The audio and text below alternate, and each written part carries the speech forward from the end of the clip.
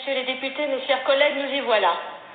La France va inscrire dans sa loi le père facultatif et permettre la venue au monde d'enfants sans père. Mais qui êtes-vous pour vous permettre une telle mutilation?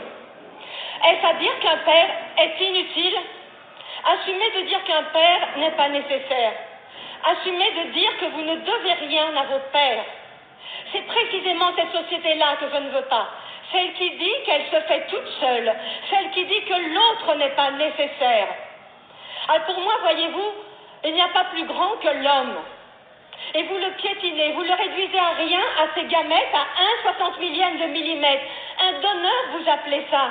Mais Madame la Ministre, ça c'est un homme, Madame la Ministre. C'est pas un donneur, c'est celui qui porte et qui élève et qui soulève des montagnes pour son petit, celui qui l'élève jusqu'à lui, celui qui le soigne et l'encourage, celui qui le rassure et le grandit, qui l'écoute et l'accompagne. Mais n'avez-vous donc jamais eu de père pour que vous ne sachiez pas à quel point on ne se passe pas d'un père? C'est souffrance contre souffrance, Madame la Ministre. Il ne faudra pas dire « cette France-là a été humiliée ». Vous avez choisi d'en apaiser une en jetant de l'acide sur l'autre. C'est souffrance contre souffrance, je vous l'assure. Bien sûr, une mère peut faire ça. Évidemment qu'une mère peut tout faire. Et alors? Faut-il donc séparer et supprimer les pères? C'est ce que vous faites, Madame la Ministre. C'est ce que vous faites, Mesdames et Messieurs les députés. Et j'espère que vous aurez conscience de la société d'élimination que vous créez. J'idéalise les pères, me dit-on. Mais n'idéalisez-vous pas les mères? 30% des maltraitances sont dues aux mères. Nous devons légiférer pour un corps social. Nous devons légiférer pour un corps social. Et à force de légiférer pour des catégories, des groupes et des sous-groupes, chacun tire de son côté, c'est la loi du plus fort. Vous créez les communautarismes contre lesquels vous prétendez lutter. L'enfant est le témoin privilégié de la force de l'homme. Et lorsque l'homme devient père, cette force se transforme en service au plus petit. Lui seul peut apprendre ça à l'enfant et conjure ainsi la loi du plus fort. Et vous choisissez de faire sans eux, de ne prendre d'eux que ce qui vous intéresse, leurs gamètes, et de jeter le reste. Mais l'homme est un tout, Madame la Ministre. On ne prend pas que ses gamètes et jeter le reste. Il n'y a pas plus noble que l'homme, et seul l'homme nous montre que servir est l'acte le plus noble qu'un être humain puisse accomplir. Votre loi, Madame la Ministre, est criminelle. C'est souffrance contre souffrance.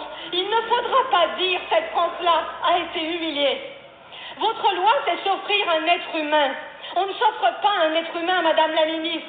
Un être humain n'est ni un objet, ni un projet, ni une promesse de campagne. Votre loi, loin d'abolir les inégalités, votre loi les aggrave.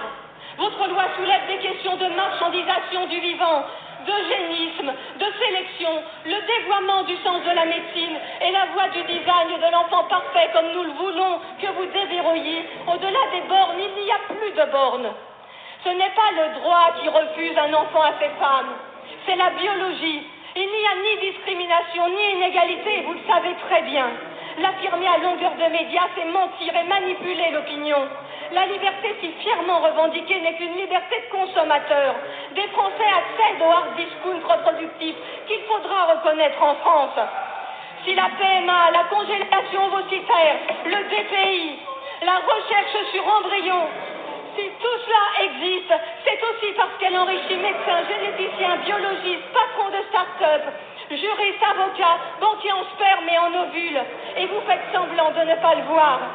Aider l'autre, voyez-vous, et vous le savez, c'est l'aider à accompagner ses limites. C'est l'aider à accepter ses limites et vivre avec. Ce n'est pas dépasser le possible humain. On ne peut décemment pas destituer la figure paternelle au motif que des nouvelles familles apparaissent. Produire des enfants sans père est une atteinte aux droits de l'enfant. Donner à des enfants des parents toujours plus vieux n'est pas un progrès social. Donner une mère seule pour famille n'est pas un progrès social. C'est antinomique avec votre plan pauvreté, antinomique avec vos politiques d'aide à la famille. Et vous le savez très bien, comme vous savez que ce qui est vrai aujourd'hui n'est pas vrai demain, comme l'amour ou l'intention. Vous savez tout cela, mais vous cédez à la société gouvernée par ses seuls désirs. Vous cédez à la société gouvernée par zéro frustration, et vous cédez à cette conquête de droit à l'infini, comme si la liberté s'y trouvait, quelle l'heure.